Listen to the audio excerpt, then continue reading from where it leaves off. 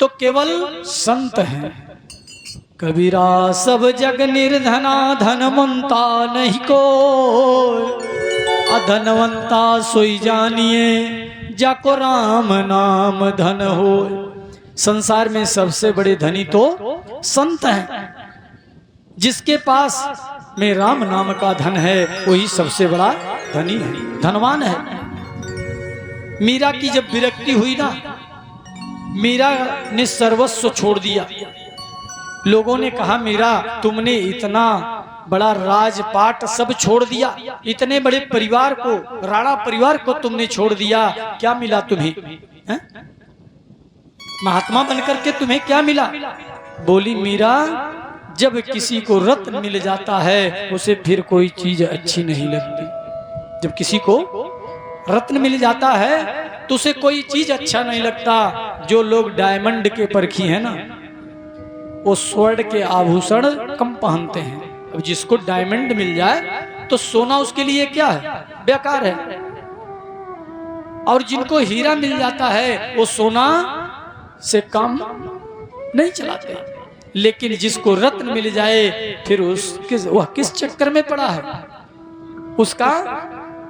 उसका चक्कर छूट जाता है, फिर उसे क्या कहना। और सज्जनों, एक बार नारद जी के मन में ये भाव आया कि कृष्ण 16,108 रानियां और पटरानियों के साथ किस तरह से यह रहते हैं, सबके साथ किस तरह से विराजमान रहते हैं। नारद जी के मन में ये भावना उत्पन्न हो गई। नारद जी ने देखा कि 16,108 भवनों में कृष्ण अलग अलग रूप में विराजमान रहते हैं। नारद जी ने विचार किया कि चलो देखते हैं कि कृष्ण कैसे 16,108 महलों में अलग अलग रहते हैं। नारद जी भागे भागे गए, रुक्मिणी जी के कक्ष में पहुंचे। और जैसे ही रुक्मिणी के कक्ष में पहुंचे ना, तो रुक्मिणी जी पैर दबा रही थी, नारायण का पैर दबा रही थी। रुक्मिणी जी ने देखा, आइए देवर्षि कैसे आना हुआ? नारद जी ने कहा बस बस बस हो गया। संकोच बस नारद जी वहां से निकले। उन्होंने सोचा चलो सत्यभामा के कक्ष में चलते हैं। भागे भागे सत्यभामा के कक्ष में चले गए। सत्यभामा के कक्ष में जब गए तो कन्हैया बैठे हैं और सत्यभामा जी पंखा झल रही हैं। अब तो नारद जी को लगा ये तो नाटकी है, ये है छलिया है, ये है, हो ना हो। मैं वहां से जैसे यहां आया ये पहले आ धमका। फिर वहां से भागे भागे या पता करने के लिए फिर भागे भागे रुक्मिणी के कक्ष में जाते हैं तो देखते हैं रुक्मिणी जी के साथ कन्हैया वहीं पे है। अब वह चक्कर में पड़ गए। सज्जनों, नारद जी दौड़ लगाते रहे। नारद जी एक कक्ष से दूसरे कक्ष में दौड़ लगाते रहे। 3 महीने तक नारद जी इस कक्ष से उस कक्ष, उस कक्ष से उस कक्ष में दौड़ लगाते रहे। 3 महीने हो गए नारद जी को नाटक देखते देखते। नारद जी को जब समझ में आ गया, नारद जी को ज्ञात हो गया, तो प्रणाम करके कहते हैं कोई आश्चर्य नहीं है भगवान, आपके चरित्र का कोई आश्चर्य नहीं है। आप तो कण कण में वास करते हो, फिर इतने रूप में विद्यमान हो, कौन सी बड़ी बात है, इतने रूप में आप हो। संत नारद जी प्रभु के चरित्र का दर्शन करके वहां से लौट गए नारद जी। क्योंकि भगवान के चरित्र का पार पाना बड़ी ही दूर की बात है। उनके चरित्र का पार पाना बड़ी ही दूर की बात है, हमारे आपके बस की बात नहीं है कन्हैया के चरित्र का पार पाना। प्रेम से बोले वृंदावन बिहारी लाल की। सज्जनों,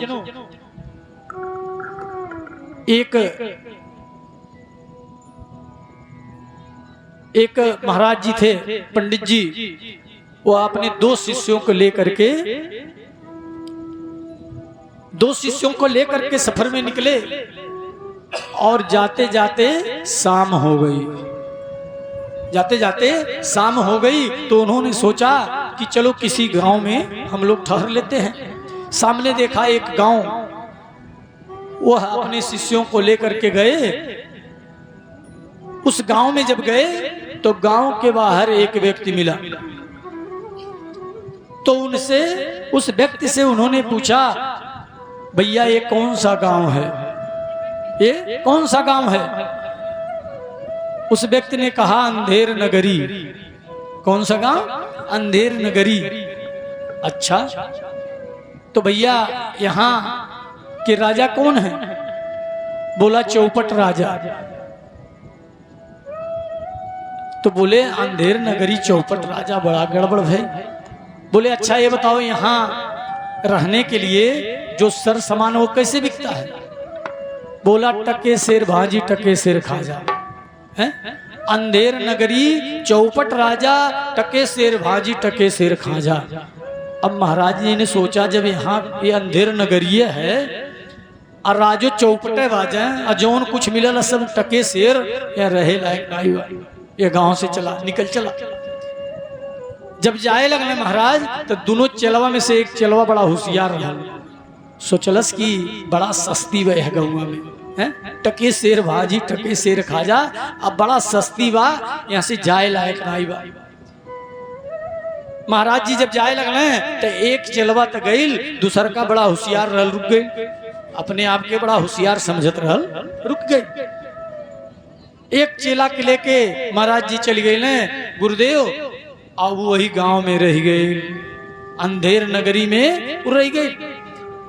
अब इतना सस्ती रहल, इतना सस्ती रहल कि खा पी के 6 महीना में इतना मोटा गईल, इतना मोटा गईल, गोरा चिट्ठा मोट के भइल।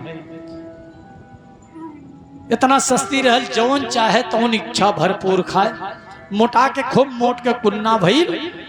और सज्जनों संयोग से 1 साल कैसो कैसो बीतल, राज दरबार में चोरी हो गई, राजा के दरबार में चोरी हो गई।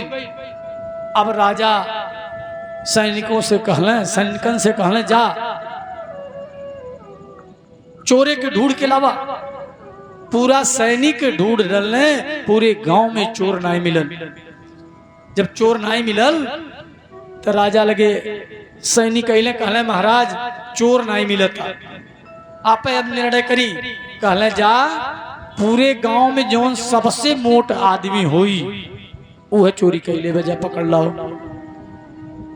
अब सैनिक गईले तक केहू मोट तो मिलल नहीं, यह मिल गई सबसे मोट, खा पी के मोट भइल रहल कुन्ना, यही के पकड़ ले ना सैनिक। अल्लाह के सैनिक राजा लगे प्रस्तुत कई रहल। अंधेर नगरी चौपट राजा, जब चौपट राजा रहला चौपटे फैसला करिए। अब ले आके सामने खड़ा कैले, कहले महाराज ऐसे मोट केहू नहीं बा, आई है चोरी कैले बा। अच्छा, अब ओके दरबार में पेश कई गई। राजा फैसला कैले, कहले कल दिन में 11 बजे इसका फांसी दे दिया जाए। राजा ने फैसला दे दिया कि 11 बजे कल दिन में इसको फांसी दे दिया जाए। अब ते चलवा लगल रोए, ओकरे आंखों से आंसू भरी गए और रोए लगल। कहलस गुरु जी के बतिया मनले होती तो आज ही दुर्गति नहीं हो। 11 बजे दूसरे दिन फांसी की सजा हो गई। अब दूसरे दिन 11 बजे जल्लाद सामने खड़ा हो गई ने, आओ के फांसी के लिए खड़ा कर दिया गई। फांसी के पहले करिका पट्टी लगा दिया जाला, अब मोड़ी में करिया पट्टी लग गई, जल्लाद रसली लेके खड़ा बाटे। तो जेके फांसी दिहल जाला, आखिरी समय में ओकर अंतिम इच्छा पूछल जाला कि तोहार अंतिम इच्छा काबा बतावा, आज जौन अंतिम इच्छा होला ओके पूरा कइल जाला। अब जल्लाद रस्सी लेके खड़ा बाटे, पूछाइल कि भाई तोहार आखिरी इच्छा का है बता दे। अब कुछ सूझत बूझत रहल नहीं, कहलस हमार आखिरी इच्छा यह बा कि एक बार हमारे गुरुजी से उनका दर्शन करा दे, मिलवा दे एक बार। अब राजा आदेश कैले कि इनके गुरुजी के लिया हाजिर करा। गुरुजी अइले बुला के, गुरुजी अइले जब देखले चलवा के फांसी पे तो बड़ा घबरा गईले, कहले आज हो न हो एकर फांसी हो जाए। बड़ा चिंतित भइले गुरुजी। आ गुरुजी के देख के लगल रोवे। गुरुजी का कहले, कहले विचार कैले और पंचांग खोलले, पत्रा खोलले और देखले पत्रा में, कहले ए भाई फांसी रोक दी जाए। राजा कहले क्यों? कहले गुरुजी ऐसा है, इस समय ऐसा मुहूर्त है, अरे पुख्य नक्षत्र है, आज ऐसा नक्षत्र तक कब्बो रहबे नहीं कइल, इतना बढ़िया साहित्य बा, यह साहित्य में जे मरी सीधे बैकुंठ जाई, सीधे बैकुंठ जाई। ऐसन बा एकर फांसी रोक दे, फांसी हुई हमार। गुरुजी कहले हमार फांसी हुई, एकर फांसी रोक दिया जाए। अब ते पूरा सन्नाटा फैल गया। सब सोचल से इतना बढ़िया मुहूर्त बा, तो जवन राजा का सिपाही रहले कहले नहीं नहीं, यहाँ का सिपाही हम हो कि फांसी तुहार कैसे हुई, फांसी हमार हुई। अब सिपाही कहले हमार हुई, हमार हुई। तो उनसे ज्यादा वो हदप जौन रहले वो कोल कहले नहीं, तो से हम उच्च पदवी बाटी, हमार हुई फांसी। अब सब एक दूसरे से कहा था नहीं तुहार नहीं हमार हुई, हमार नहीं तुहार हुई। यह गूंजे लगल चारों, इतना बढ़िया मुहूर्त बा हमार हुई। जल्लदेवे जो रहले कहले नहीं नहीं, हरदम फांसिए लगावल जाला, का मालूम स्वर्ग नसीब हुई कि नहीं हुई, ऐसा बा फांसी तो हम पे केहू के नहीं हुई, फांसी हमार हुई।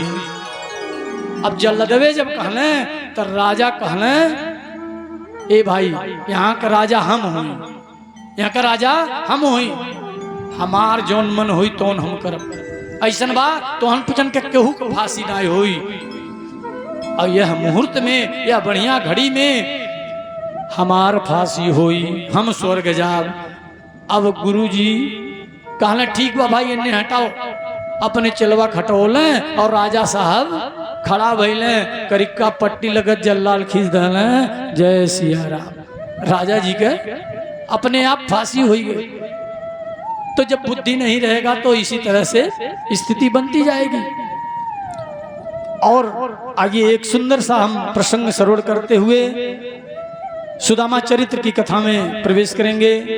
कृष्ण और सुदामा की मित्रता की कथा हम श्रवण करेंगे, बहुत ही सुंदर।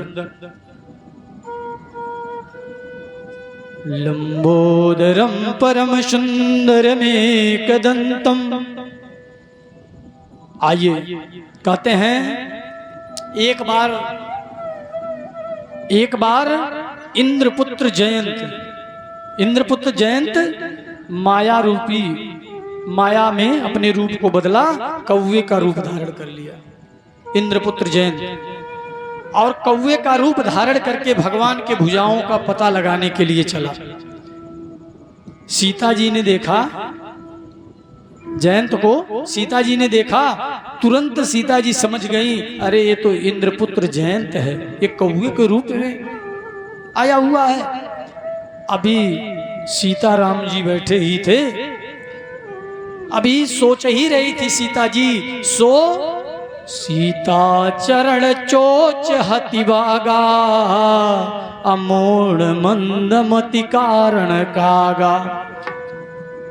इतना अभागा है वो, है इतना अभागा कि सीता जी के पैरों में जाकर के चोच मार दिया और चोच मार करके भागने लगा। कितना मूर्ख है? मार करके भाग गया। परंतु सीता माता ने सोचा यदि मैं बता दूंगी तो राम जी से मार देंगे, इसे मार देंगे, हो ना हो यह अपना संतान है, इसे बचाना चाहिए। इसीलिए माता ने दर्द सह लिया लेकिन बताया नहीं। कहती हैं यह तो अपना ही बालक है। सीता माता ने जानबूझ करके चोट को बर्दाश्त कर गई लेकिन बताई नहीं। अरे संसार में लात खा करके सहन करने की शक्ति यदि किसी में है तो मां में है। वो शक्ति केवल मां में है और किसी में नहीं है। सज्जनों, आप आरती गाते हैं ना, हमेशा आरती गाते हैं, माँ बेटे का है इस जग में बड़ा ही निर्मल नाता, पूत कपूत सुने हैं वरना माता सुनी कुमाता। माँ बेटे का है इस जग में बड़ा ही निर्मल नाता, पूत कपूत सुने हैं वरना माता सुनी कुमाता। तो इस संसार में पुत्र को कपुत्र होते हुए देखा होगा, लेकिन माता को कभी कुमाता हुए नहीं देखा होगा। क्यों? क्योंकि माँ की महिमा बड़ी अपार है। माँ ऐसे नहीं बना सजन। अगर माँ ने ममता लुटाई न होती, अगर माँ ने ममता लुटाई न होती, तो ममता मई माँ कहाई न होती, तो ममता मई माँ कहाई न होती। अगर माँ ने ममता, अगर माँ ने ममता लुटाई न होती, तो ममता मई माँ कहाई न होती, तो ममता मई माँ कहाई न होती। और सीता माता ने दर्द को सह लिया, लेकिन राम जी से बताया नहीं। कहते हैं द्वारे पे आए हमको निहारो, द्वारे पे आए हमको निहारो, द्वारे पे आए हमको निहारो, द्वारे पे आए हमको निहारो। सोई हुई तक दीरे सवारो, सोई हुई तक दीरे सवारो। अगर माँ की ज्योति, अगर माँ की ज्योति जलाई न होती, तो ममता मई माँ कहाई न होती, तो ममता मई माँ कहाई न होती। हरि बोल।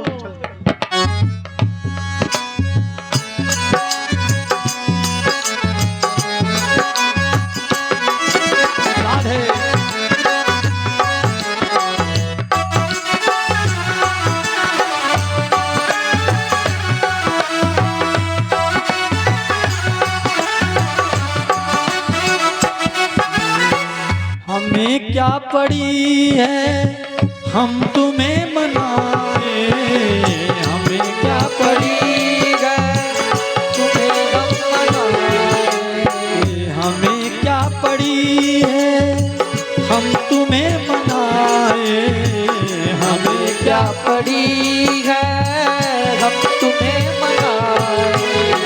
हमारा तो हक है कि हम रूठ जाए, हमारा तो हक है हम रूठ जाए। अगर माँ मनाने तू, अगर माँ मनाने तू आई न होती, तो ममता मई माँ कहाई न होती, तो ममता मई माँ